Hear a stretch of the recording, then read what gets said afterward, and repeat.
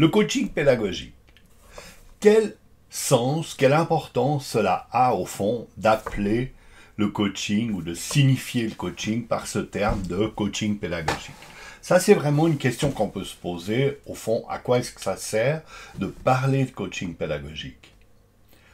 On peut se demander aussi quel est l'objet de ce terme pédagogie, quel est le lien. Est-ce qu'on veut parler simplement de coaching qui s'occupe des enfants, de coaching scolaire?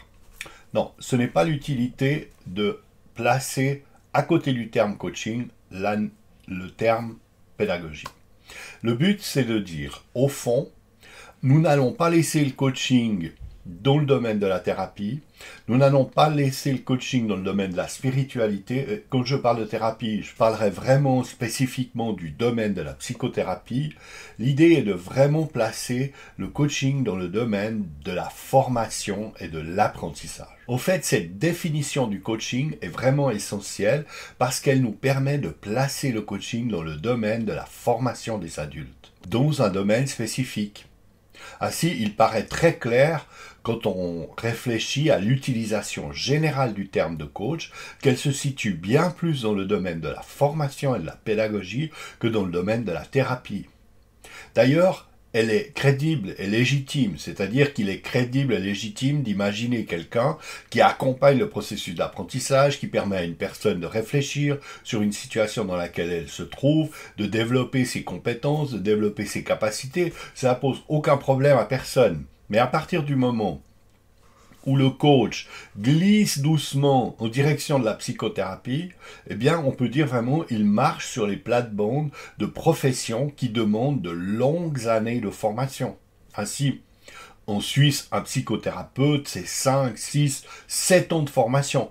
On ne peut donc pas imaginer quelqu'un qui, en quelques jours ou en quelques mois de formation, pourrait se placer sur le même terrain. La difficulté vient aussi de l'origine du coaching dans sa pratique en Europe et le fait que souvent il a été lié à la pratique de l'analyse transactionnelle, de la gestalt, de la PNL, c'est-à-dire de techniques qui sont des techniques issues du monde psychothérapeutique et dans lequel il existe des écoles de formation de psychothérapeutes. Donc, d'une certaine manière, il y a une sorte de psychologie à 20 centimes qui pose un vrai problème. Au fond, un coach, c'est une personne qui accompagne le processus d'apprentissage d'un individu dans un domaine spécifique. Je suis tout à fait conscient que cela n'englobe pas l'activité réelle de coach professionnel que l'on va trouver en général en activité dans les entreprises. Mais de nouveau dans ce domaine, on pourrait se demander pourquoi l'entreprise ne fait pas appel tout simplement à un psychologue formé dans l'accompagnement et le coaching. Et ça vient au fond relever le coaching plutôt comme une compétence acquise. C'est-à-dire au fond un psychologue est formé, un psychothérapeute est formé, et le coaching devient un terme qui recouvre le ou les compétences qui traitent au fond de l'accompagnement d'entretien où l'on soutient et où on favorise la mobilisation des ressources de la personne que l'on accompagne. À ce moment-là, la situation se clarifie. Et j'ai envie de dire que c'est un peu de lumière qui luit dans ce domaine qui n'est pas si simple à étudier, ni à observer, ni à décrire d'ailleurs. Donc, utiliser cette notion de coach pédagogique nous permet de nous extraire des liens que l'on pourrait faire avec une pratique de coaching semblant, ou une sorte de psychothérapie à 80 centimes, et pour revenir à ce qui est au fond tout à fait crédible, tout à fait légitime d'imaginer, c'est un accompagnement dans le domaine de l'apprentissage. Je trouve aussi, et on le voit bien apparaître, avec des formes de coaching spirituel, qui tout à coup commencent à déborder dans tous les sens. On ne sait plus très bien, au fond, si on est face à des gourous, à des personnes qui dominent toute la réalité de leur savoir et de leur intelligence. Le fait de parler de coaching pédagogique nous aide aussi à parler de spécificité, parce qu'au fond, le terme de coach, qu'est-ce qui en fait la force? Son utilisation à eu et à dia? Non. Certainement le fait qu'à un moment ou à un autre, dans la description du coach, vous aurez toujours un terme qui vient à côté. L'exemple le plus simple, qui est facile à aborder, est la question du job coaching. le job coach.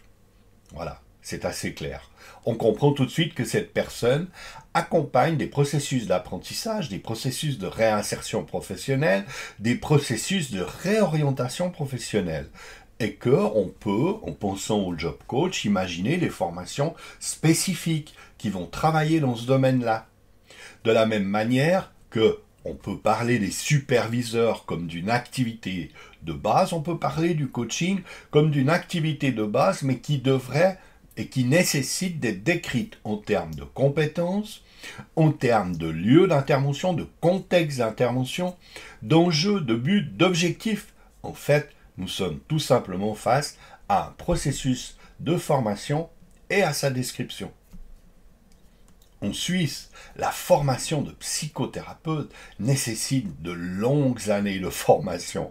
Et il est tout à fait indécent de vouloir comparer un coach ayant suivi des formations extrêmement courtes à celle d'un psychothérapeute qui aura fait une formation approfondie dans un domaine spécifique.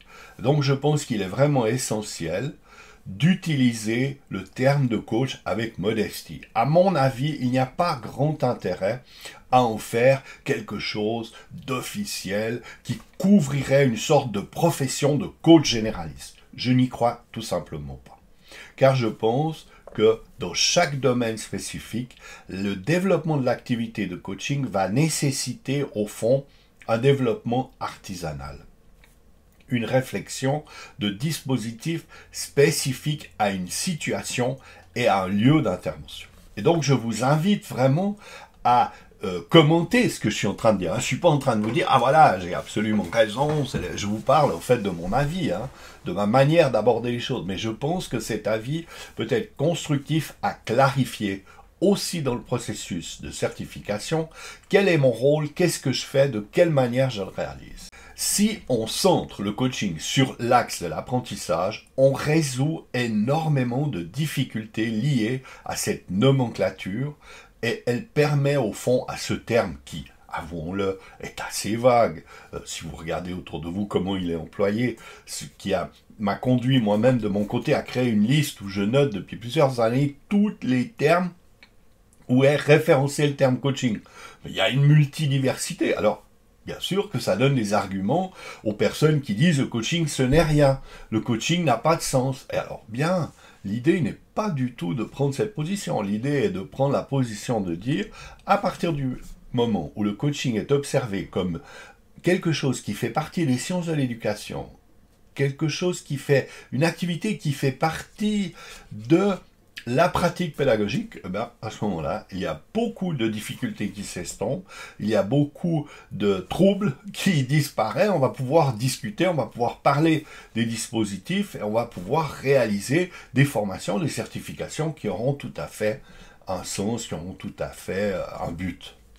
Ainsi donc, je propose de ne pas penser le coach dans le terme général, mais de toujours définir spécifiquement son activité. Ainsi, si vous-même êtes en train de mettre un dispositif de coaching en place, pensez toujours à mettre votre dispositif de coaching en le nommant de manière spécifique. C'est-à-dire de dire, mais au fond, dans quel domaine vous intervenez, c'est-à-dire par rapport à quel type de clientèle, et à ce moment-là, on pourra évaluer assez sereinement le niveau de crédibilité et de légitimité de votre intervention.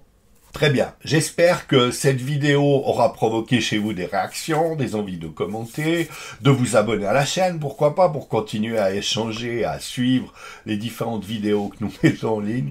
Merci beaucoup pour votre attention, ça veut dire que vous êtes resté jusqu'à la fin, ce qui n'est pas gagné d'avance. Et à bientôt, en ligne ou en salle, pour découvrir et échanger autour de ces questions et de cette passion de l'apprentissage et de la pédagogie. Merci.